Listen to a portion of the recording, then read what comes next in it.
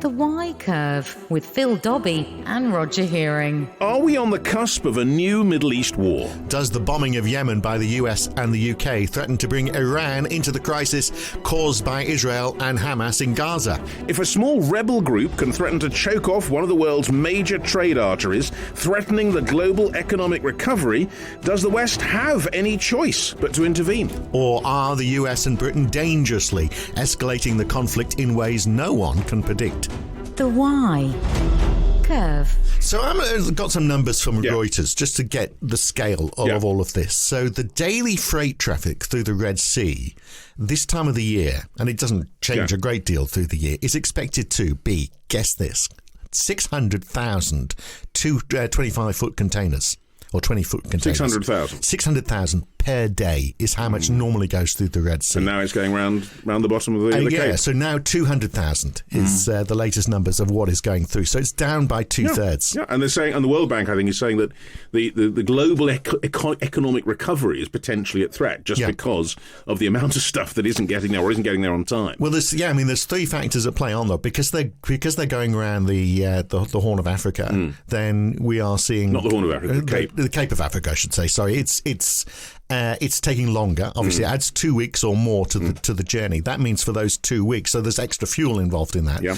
And all of those containers, of course, now are tied up, which means they can't be used for the next trip. So there's a shortage of supply. And then also some companies that just say, look, the extra cost doesn't make it worth our while. Then exactly. And if they go through the Suez Canal, the insurance costs now have gone up to 1% of the value of the ship. So if you've got 100, and I'm not sure whether this includes or excludes the cargo, but you've got a lot of these container vessels are 100 million each. So it's $1 million just to do that, just for that one trip.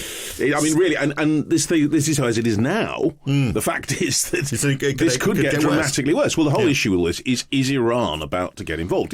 Will it have no choice? It's backing the Houthis. We know that, supplied them with weapons. Yeah. We know that the US and the UK apparently privately have sent messages to Tehran saying, look, just cool it. But there's no evidence necessarily they will. And there's all sorts of flashpoints. There's attacks by militias in Iraq on US soldiers in Iraq and Syria. And they're backed by Iran as well. And we know that Hezbollah is backed by Iran, and they're in Lebanon. We know that Hamas is backed by Hezbollah, by Iran, and they're obviously in Gaza. But how did Tehran cool it? I mean, if the Houthis want to carry on throwing missiles at ships, I mean, are they just going to keep on doing it? And they are saying, in theory, it's because of what is happening by the Israelis. In Gaza, yeah. And I mean, I think it's more than theory. I mean, I think they are trying to make a point, but they're also trying to make a point for their own people. You know, we're on the right side as far as they're concerned of this conflict. So there's a lot of implications. But if Iran does get drawn in, I mean, this is just going to be something pretty massive. And there's already been issues in the Gulf as well, with ships being seized, one ship being seized by the Iranians just last week. So something's on the way. But could it all calm down if there is a deal reached over Gaza? And the fighting style? It is a big if, but at some point there's so little left. The fighting has to stop because, I mean, what is it? I'm hearing figures saying like 70% of all residences now have been destroyed. So there has to be a point at which you have to say, well, okay, complete annihilation is over now. Yeah, I'm not sure whether so it stops, but whether that makes anybody happy, because obviously you're left with a situation, and then what happens next? Well, who takes control? There are an awful lot of very, very angry Palestinians who have no interest and perhaps nothing to lose in doing the worst they can. So, I mean, the whole thing is potentially, one talks about a tinderbox, but this really is. Anyway, let's bring in our guest who knows all this in rather more detail than we do, and that's Shahin Modarres, who's the security analyst at the International Team for the Study of Security based in Verona. He joins us now. So, Shahin, do you think Britain and America has done the right thing? They, of course, would say that they've got no choice but to have started to take fire against the Houthis. But was it a sensible move, do you think? I think what they did was right, but I believe that it was kind of too late to do that. It's something that should have happened much earlier.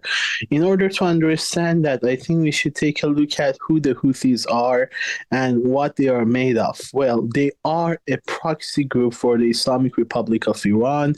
That is a known fact. They are being supported for both military aspect and economic aspect, again by the Islamic Republic of Iran.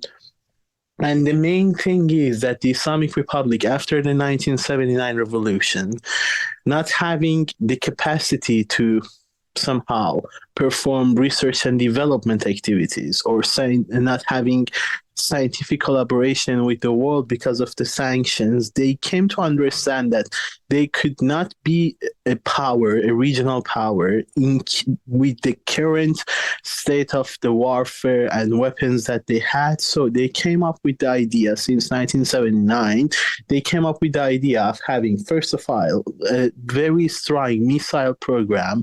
And the second thing that came to their mind, in my opinion, was to have proxy groups in order to somehow extend the boundaries and extend the borders that they consider in themselves within the region. Houthis are a part of this doctrine. And Hezbollah are the same, I guess. That it's part of the same tech.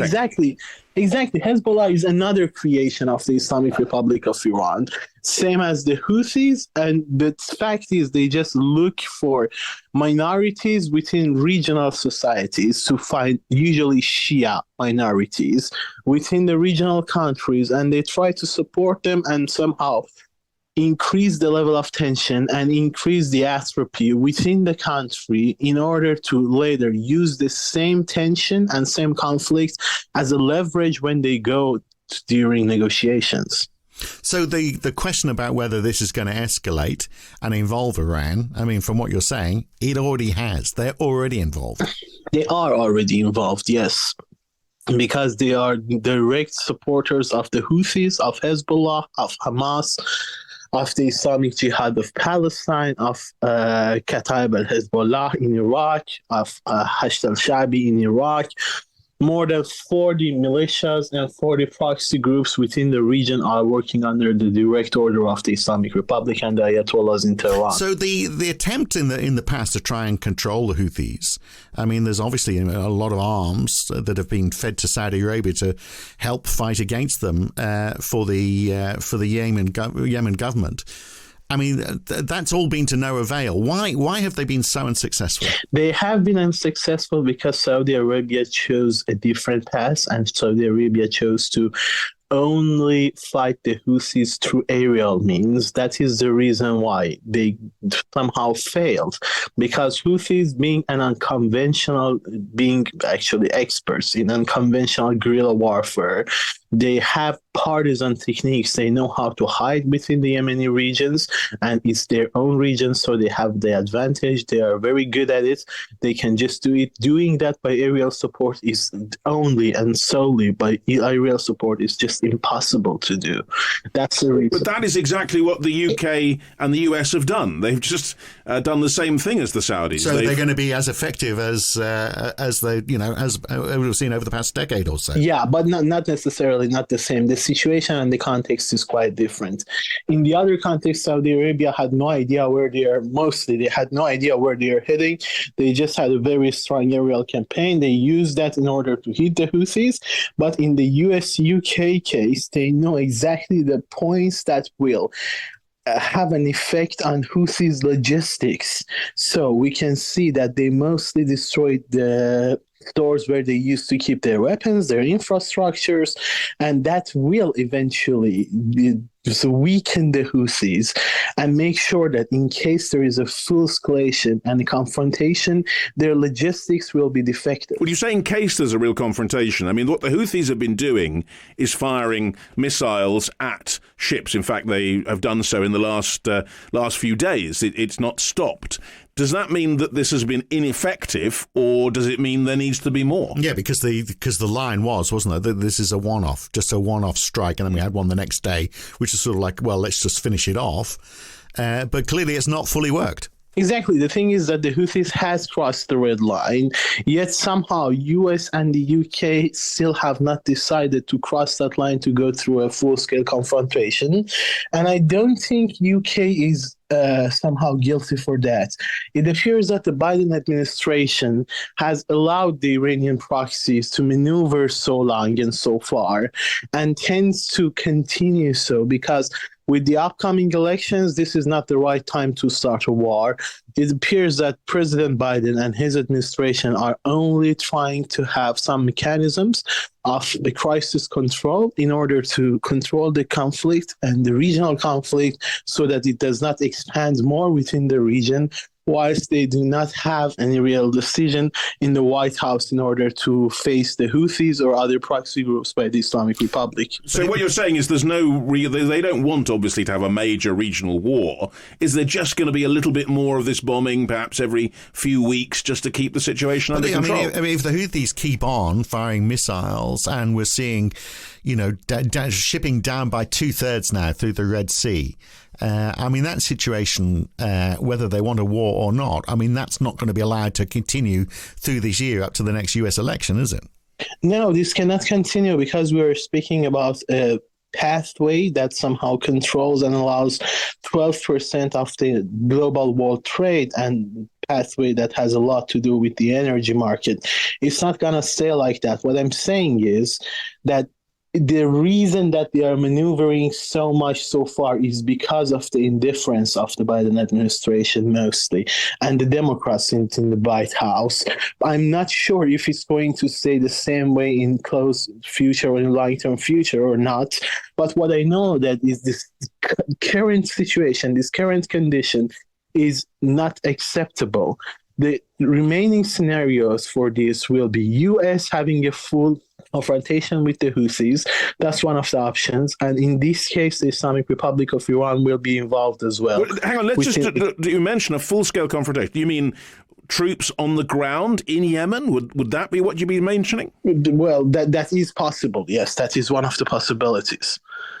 Because considering this situation is one of the remaining possibilities, because it is not, I repeat, it is not possible to go on like this. We cannot have the Red Sea and the Bab el-Mandeb Strait region insecure like this for so long. Yeah, for the global economy can't work that way. Exactly.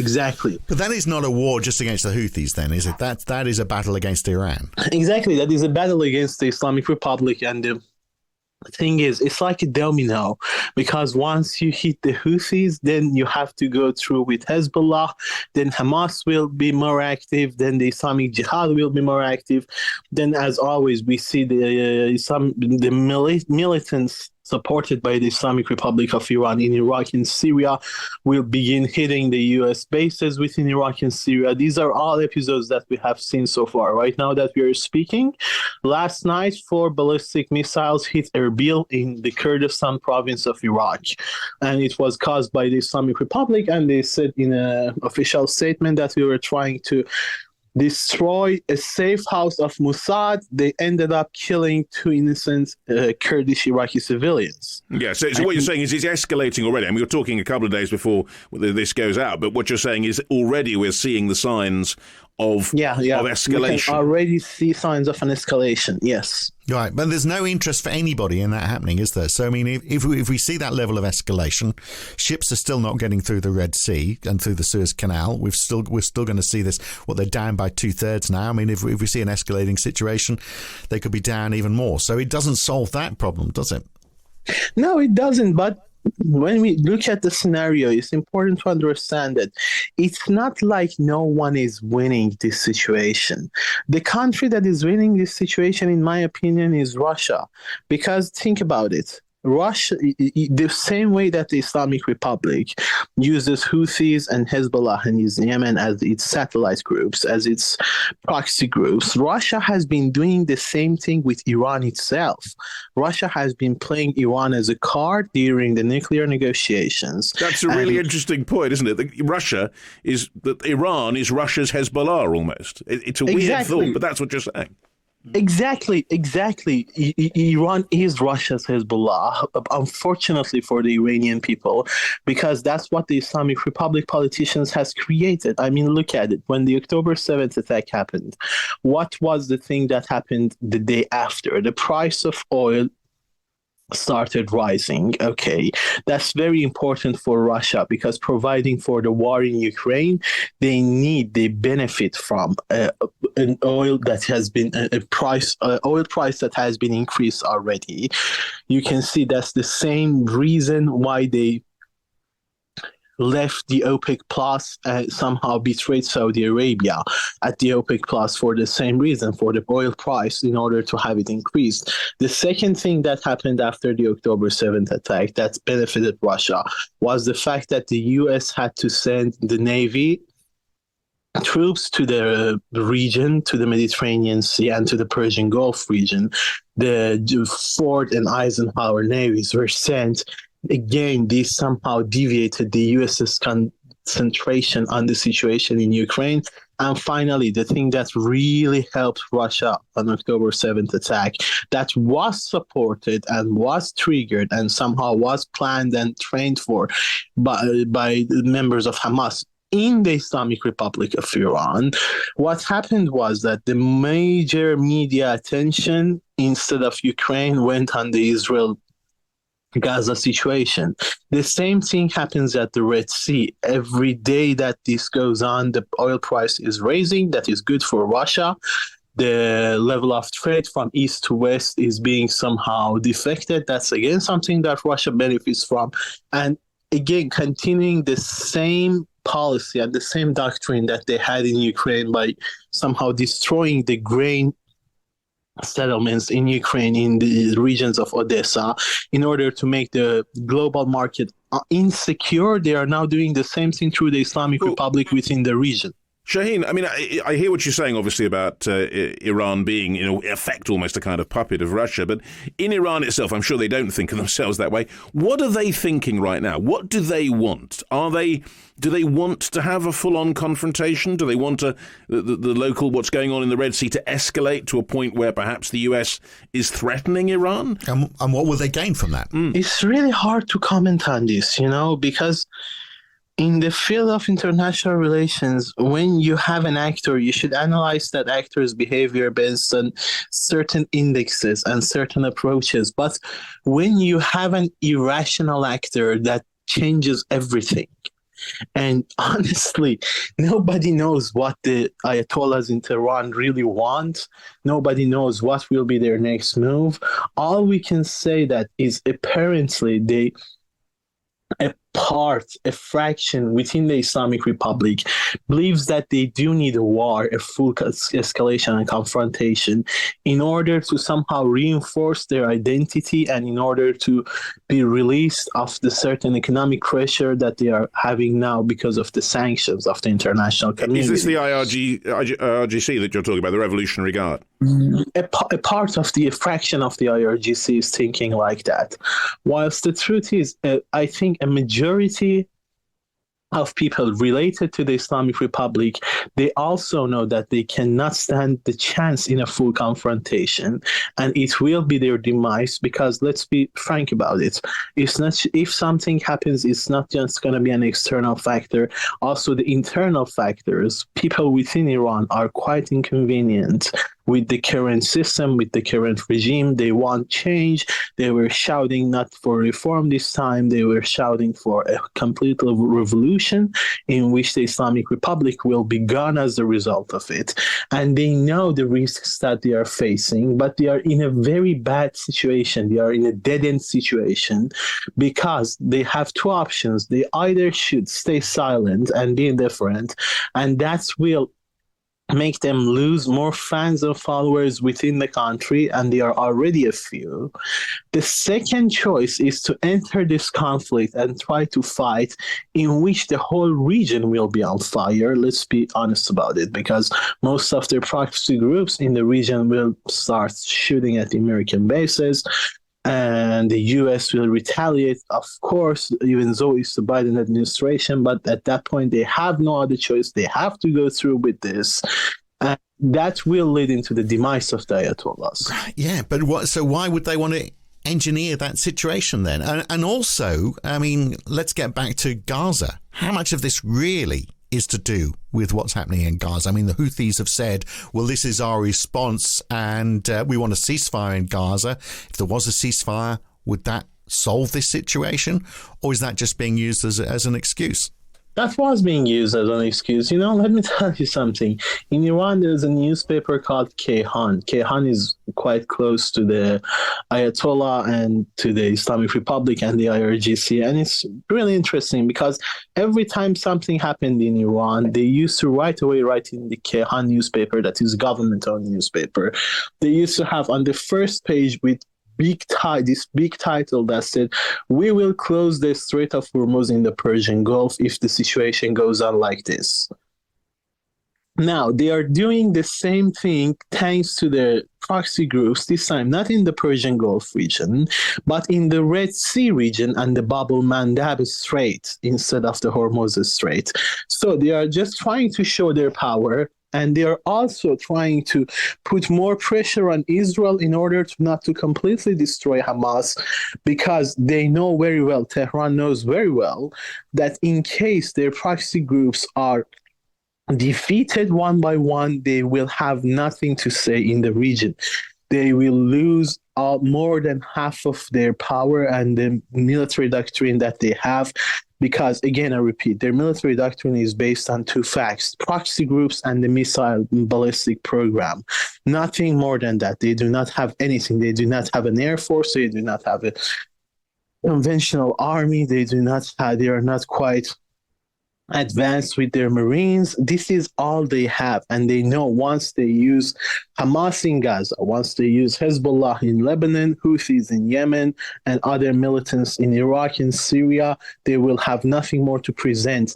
That's the main reason why they continue to do this. So they want a ceasefire, really, in Gaza. They want that because they don't want Hamas to be destroyed. But I mean, it sounds like everything you're talking about there is on the roadmap right now. I mean, obviously Israel is out there to destroy Hamas. We've already talked about whether the US are going to be trying to take the Houthis. I mean, all of those proxy groups that you're talking about, one by one, it sounds like they may be taken out. Exactly, and that is the reason why ceasefire is not a good idea. Because at this point, if Israel goes through, I mean, I'm sorry to hear the numbers that are increasing day by day. It's heartbreaking to know about how many people are dying. Either they are Israeli Jewish or people. This is the casualties in Gaza you're talking about. Yeah. I'm talking about the casualties in Gaza. I mean, it's heartbreaking. I can understand that. But the problem is, if we go through a ceasefire today, first of all, there will be a no Israel tomorrow, because we saw what Hamas is capable of. And second of all, the thing is, if we go through a ceasefire today, they will be reunited, they will be reinforced, and they will find new ways.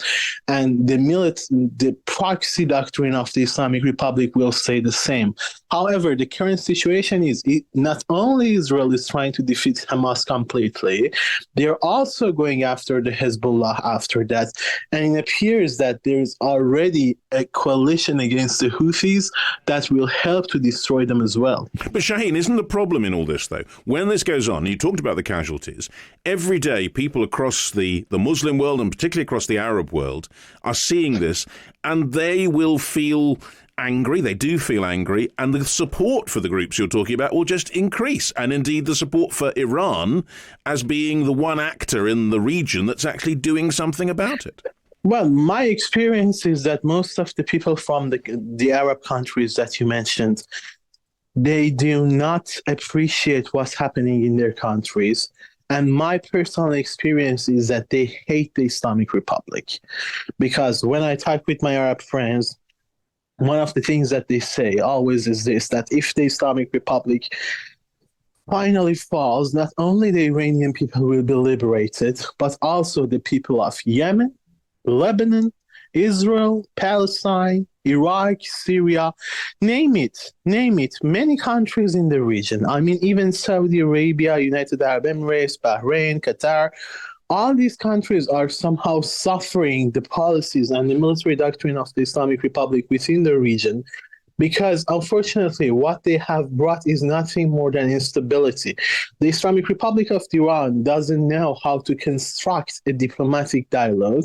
All they know is how to create more problems and later use the same problems as leverages and means of diplomacy during their negotiations. When I watch Al Jazeera, though, which obviously comes from Qatar, They are, very much pushing for a ceasefire.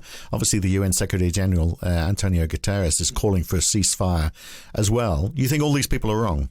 In my opinion, ceasefire is not a good idea right now. Ceasefire means giving Hamas the possibility to regroup and to have a reinforced or reshaped sort of identity, but with the same mentality. But they exist in other places too. I mean, Hamas isn't just in Gaza. They have bases elsewhere.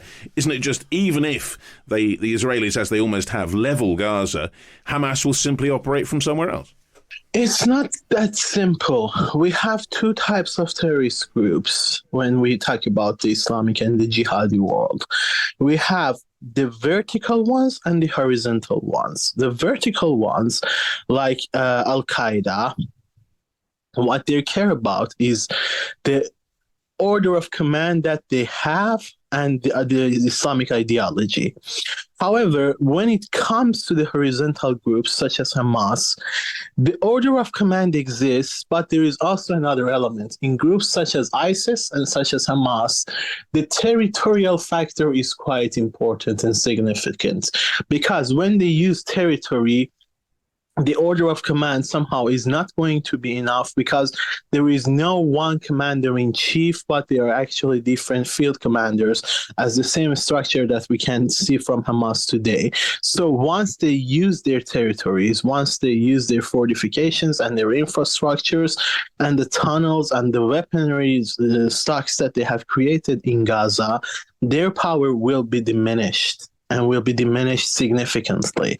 And there is not much they can do after that. That's the difference between a group such as Hamas and Al-Qaeda. So if there was a ground offensive against the Houthis in Yemen, and the US went in, and the UK perhaps as well, who would be there supporting them in the Middle East? Would Saudi Arabia and the UAE, two countries that you mentioned, would they be part of this? It's probable that Saudi Arabia and the UAE join this coalition, because Saudi Arabia came to some sort of non-written ceasefire with the Houthis after they saw that they cannot destroy them through aerial means. It appears that there is de facto understanding between the countries of not attacking each other, not two countries, between the Saudi Arabia and the Houthis, because they are somehow occupying Yemen, to be honest. And so the end game, which sounds dangerous to me, is we want a regime change in Iran. Well, we've wanted that. I mean, the West has wanted that for a long time. But I mean, it's to try and push for that. I mean, bitter experience tells us don't push for regime change in the Middle East, because it invariably creates all sorts of connotations about unforeseen. I mean, but is that the end game here? Yeah, it's not the end game, but the thing is, head of the snake is in Tehran. The tail was in Gaza, yes. The body is in Lebanon, a part of it in Syria, a part of it in Iraq. But the head of the snake is in Tehran, and as long as the Ayatollah's regime in Iran stays, the situation will be the same, because if not the Houthis, if not Hezbollah, they will find another groups, because this is who they are. This is what they do. This is their military and their defense doctrine. And as long as they are in power, this thing will happen. And they will be out of power only when Iran has a democratic alternative that can present instead of the Ayatollahs. An external factor will not be enough in this equation. What do the Saudis want in all this? Because the Saudis, obviously historically have been very much opposed to Iran, opposed to the Ayatollahs. But recently, Shahin, there's been this sort of diplomatic getting together. There've been a re-establishment of relations, a kind of easing of that confrontation. But does Riyadh still want to get rid of Iran as a power in the region? Riyadh always wants to get rid of the Ayatollah's regime because of two reasons. First of all, because they try to be this sole, let's say, regional power in the Middle East. That's their dream, and they try to realize that dream.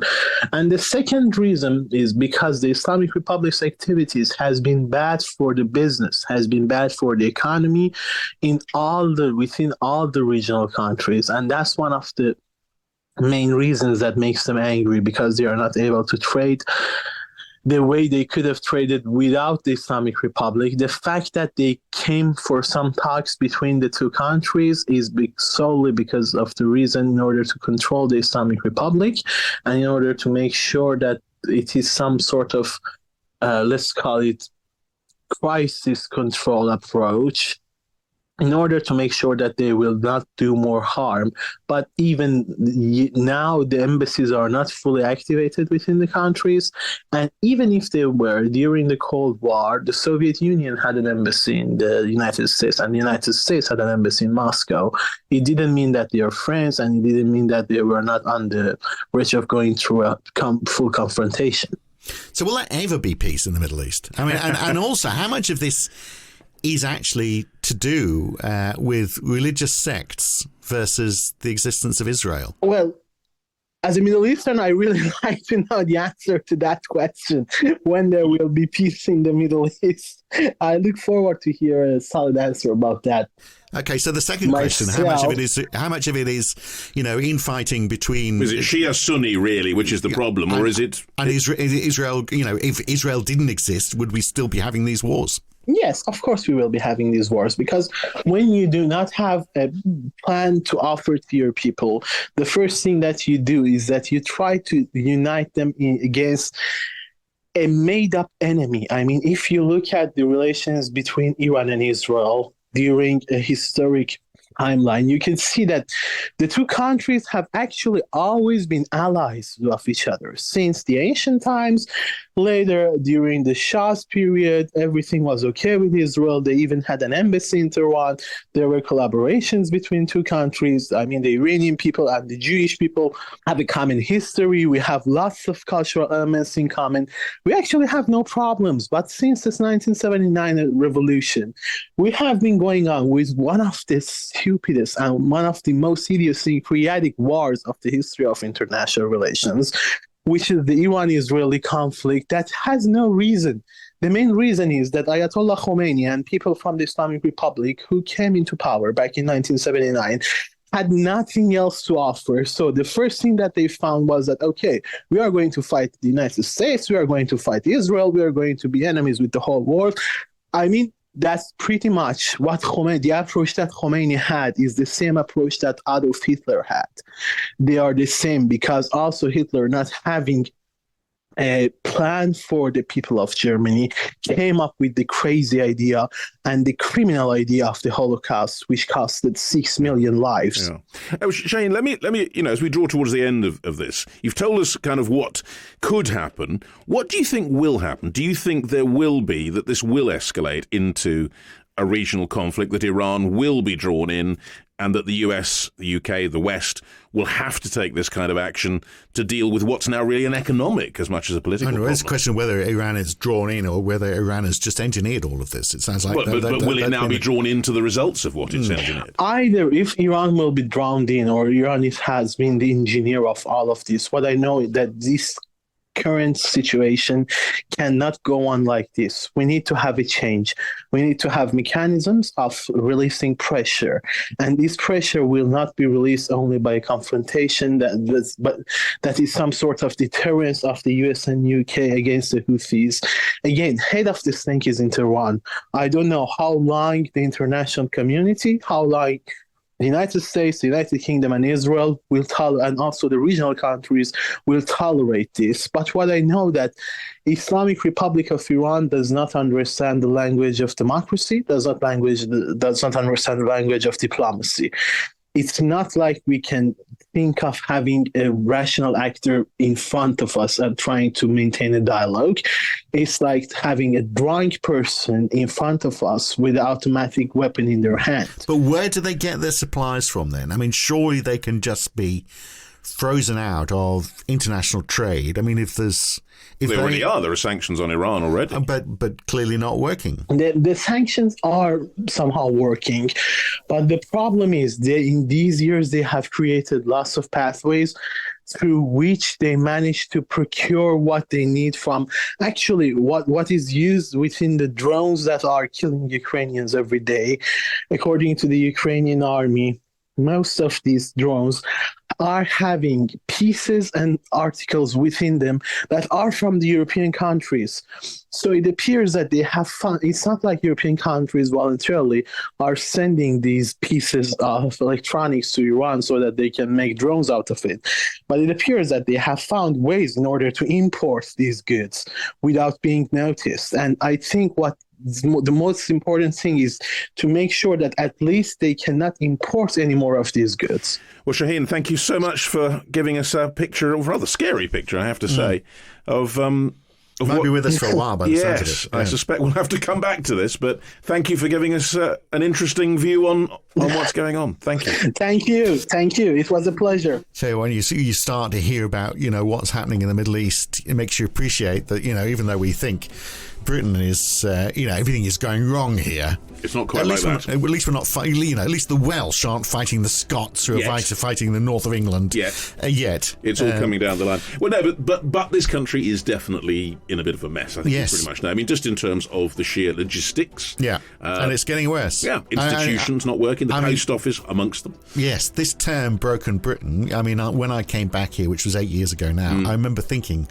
there's a lot not quite right about this country, and it just seems to have got worse over those 8 years. The basics of the way things, whether it's hospitals, whether it's the railway service, whether nothing seems to work. No, not quite. Yeah. I mean, it kind of gets by, but it's all only just. Yeah, and but stuff that you used to be able to assume, like, for example, if you lived in the home counties, you'd assume that you could get into work every day. That is a bold assumption. I'd say, my wife goes in, I'd say 50% of the time she has a successful trip there and back. Half the time the train, I have to go pick her up somewhere else because the trains aren't going to our local station. I mean, it's just, you cannot assume anything works the way it used to. So broken Britain is an interesting theme, and one that obviously with the election coming up, people say, oh, well, what could an incoming administration do that might actually fix it? Well, we've got someone who's been writing about that. George Monbiot, the Guardian columnist, well-known voice on many media outlets. He's been talking about this, thinking about this, and we're going to get him to talk to us about what he thinks could work. Fantastic opportunity for George, isn't it, getting on the Why Curve next week? So look forward to talking to him then, and that's it for the Why Curve this week. Thanks for listening. See you next week. Bye. The Why Curve.